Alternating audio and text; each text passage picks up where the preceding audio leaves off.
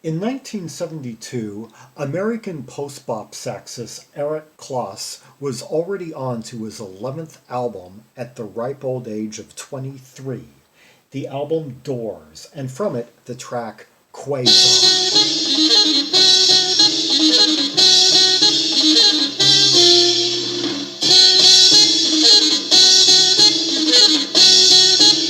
I love that jerkiness of that very definitive theme that we got going. I guess in 4/4 though, despite the jerkiness.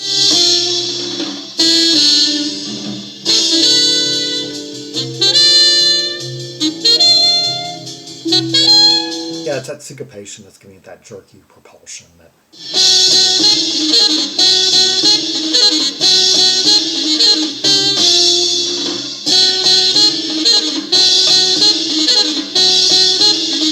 Okay, and we are hearing the, let's see, our main guy plays alto and tenor saxophone, and the drums are by Ron Krasinski, who was quite the right-hand man to Eric Kloss around this time, appeared on 3 of his albums, and then, went on to do some pop stuff after that. Yeah, went on to do some MOR pop.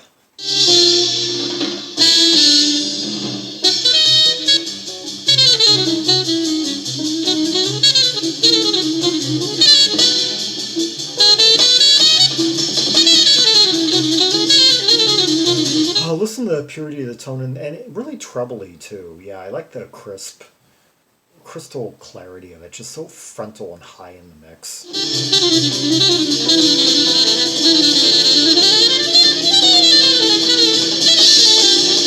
Yeah, his backing band may be kind of murky in the mix, but he's like up front and clear, yeah.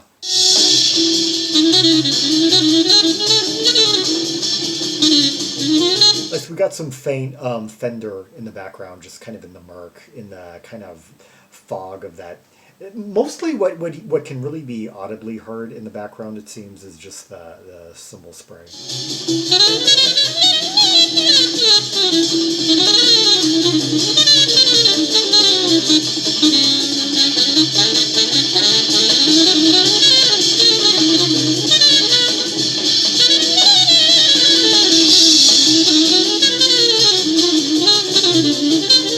So much energy, just hear him blow it.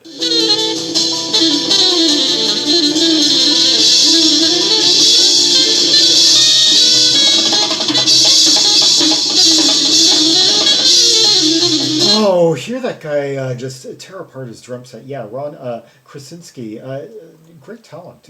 Really can just like spray on those toms, just do those rolls. It's a wonder that he ended up just backing the likes of Barry Manilow and Leif Garrett later in the decade.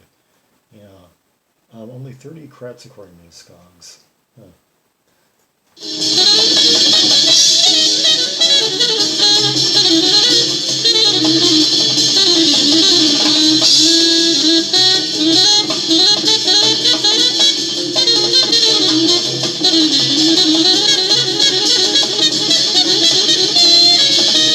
That was quite a moment right there. Starting to put a little melody together just at random.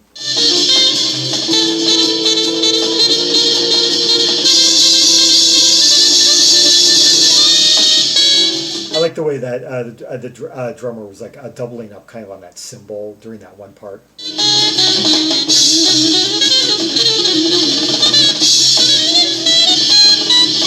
It's almost like the drummer kind of like found something. He suddenly heard that the leader was doing something, and he started to like seize on it like that for those few moments. But other than that, they're just kind of like feeling each other along and just playing in this whole flurry of.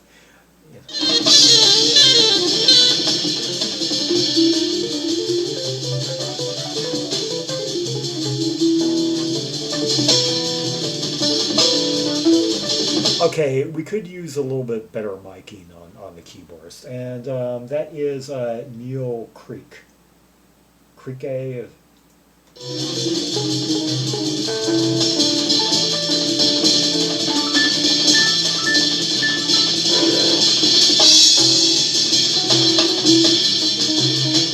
kind of remind me of that hummus record from Germany from 1976 that I did during the that I did this past summer.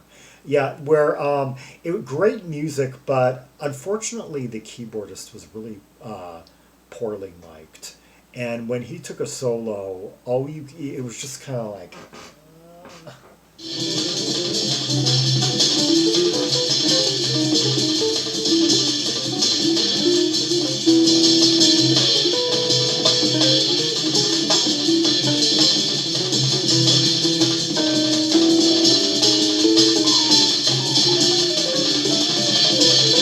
Okay, and let's see, what else did this guy do? He had been in Puccio and his Latin Soul Brothers. Yeah, put out a good, put out a bunch of albums on Prestige and late 60s. I only know one of them. I know that Super Freak album. Yeah, it's kind of like become a bit of a rare groove favorite. And let's see, later on, a friend of his own act. On music. Neal, Creque, and the Hands of Time. Yeah, I've got to check that one out. Yeah.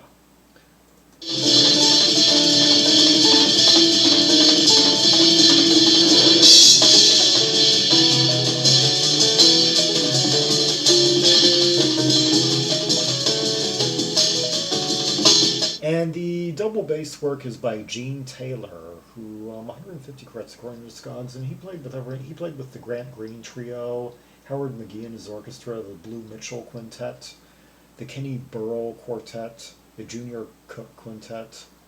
Yeah.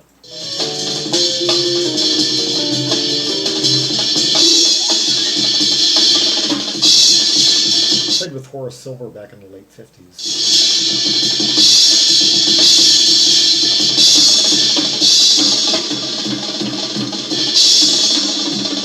Oh, appreciate those rolls, those fills.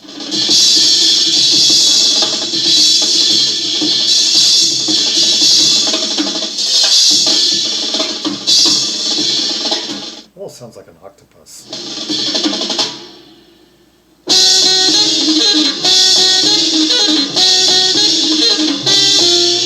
Back to that really catchy opening riff.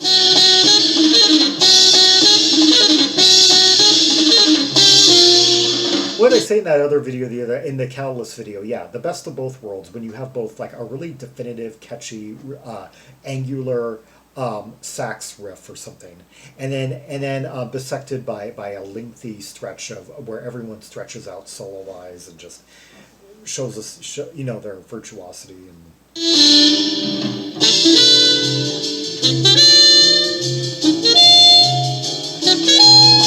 It's actually got like two parts to it. It's got like two the structure part. It's got kind of like a, well, you could say like a verse and a chorus.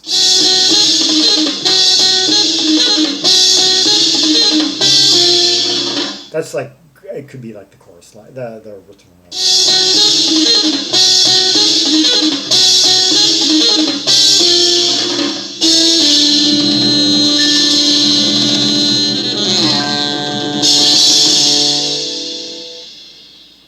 Ah, yes. Eric Kloss with Quasar from the, at the time, 23-year-old saxophonist's 11th album, the Cobblestone release Doors, recorded January 1st, 1972. Yeah, so I'm assuming it's the 11th rather than the 12th because it's the only album, I guess, that came out on Cobblestone after 10 titles between 1965 and 1970 on Prestige. And then like a whole slew, like it looks to be about 8 subsequent titles on Muse, including 1, 2, Free, released a bit later in 1972. Yeah, and at one point he did a team up with Barry Miles, yeah, who I did on here a few months ago, yeah, together. Although I don't think it was either. It was kind of like a solo piano and sax. So your mileage may vary on that. I wouldn't say it's the best starting point for either of them. They both did great stuff, kind of just as headliners around this time. Very energetic. Well, in Eric Kloss's case, post-bop, And in Barry Miles's case, kind of more of that like piano-laden jazz rock. And Eric Kloss put out his first album at age 16. Yeah, in 1965. So yeah, real like wonder kind on the instrument. Um, from Greenville, Pennsylvania. Oh, and I guess blind. Yeah. So he's in that rare club. He's kind of in that club along with Stevie Wonder, Ray Charles, Lee Garrett, um, Jose Feliciano, um, I guess Ronnie Millsap. I only know about that because I actually never I don't know the story on Ronnie Millsap, but I remember he was included in a group of four people in this joke that Dennis Miller did back on SNL in the late '80s um, about and he included him in that along with those other guys, Charles Wonder, Feliciano, yeah. So I'm assuming, and there were a few others who I thought may have been, but I never it was never really confirmed. Yeah. Anyway, yeah, that's not to get sidetracked by the topic of blind musicians, but there let's just say there have been some really good blind musicians out there. Yeah. Lee Garrett, the soul singer, apparently lives in my area these days. Yeah, yeah. Put out that great album in 1976, but that's something I'll cover during the next 1976 marathon. Anyway, for more Rubies and Sapphires from the two 1972 albums by Eric Kloss, see the directory of albums from 1972, an annotated directory of more than 1,000 titles currently, and Eric Kloss alphabetized by their first name, so E, that would be like at the bottom of page 3 on there, yes. Like and subscribe, follow me on social media, and leave a comment if there are any observations you have about the track we just heard, the intensity, the interplay, the ensemble sections, the soloing, yeah, who had the best moment, the best break, the best, was it the sax, was it the drumming that stood out to you? Might it have even been the keyboard, as sonically challenged as we may have been at times at hearing a lot of that? Just or just the overall energy and yeah, or was it the bookend thematic element that just caught you the most? And until next time, this is Zaragon, the world's most ear travel drum maximalist, signing off.